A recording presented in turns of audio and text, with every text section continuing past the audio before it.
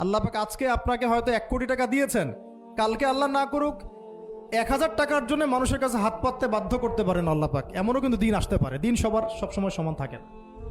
আজকে আপনার কাছে 1 কোটি টাকা আছে, কিছু মনে হচ্ছে না। কালকে কে জানে, আল্লাহ না করুক, যে 1000 টাকা কারো কাছে চাইতে হচ্ছে, 1000 টাকার জন্য ঠেকে গেছেন, হতে পারে না? তো রিজিককে মানুষ তাজিম না করলে রিজিক দূরে চলে যায়। দুটো বিষয় খেয়াল রাখবেন, দুটো বিষয়। এক হচ্ছে মাঝে মাঝে মনের মধ্যে কিছু আমল করার ইচ্ছা আসে না? মনে হলো যে আচ্ছা একটু 10টা আয়াত পড়ি, মনে আসে না? মাঝে মাঝে এমন মনে হয় না?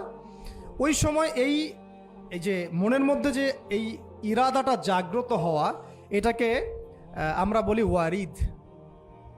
অন্য ভাষায় আপনি বলতে পারেন মেহমান। কি বলতে পারেন?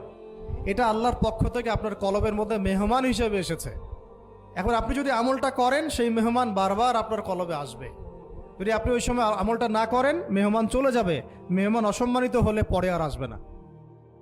একইভাবে রিজিক আল্লাহ পাক দিয়েছেন, এর তাজিম যদি করতে পারেন রিজিক বেশি আসবে। রিজিকের তাজিম সম্মান করতে না পারলে রিজিক আসবে না, বেশি কমে যাবে। উসমান রাদিয়াল্লাহু আনহু সবচেয়ে ধনী ছিলেন না? কেন জানেন? কেন? এটা কি জানেন কেন ধনী ছিলেন? একে তো তিনি প্রচুর দান সদকা করতেন, এটা তো আপনারা জানেনই। আরেকটা জিনিস অনেকে জানে না,